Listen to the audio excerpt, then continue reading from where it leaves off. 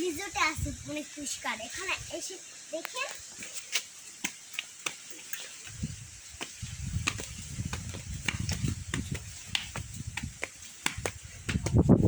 Hello guys, এখানে অনেক অনেক ঘোরার জায়গা আছে। দেখেন এখানে বসারও জায়গা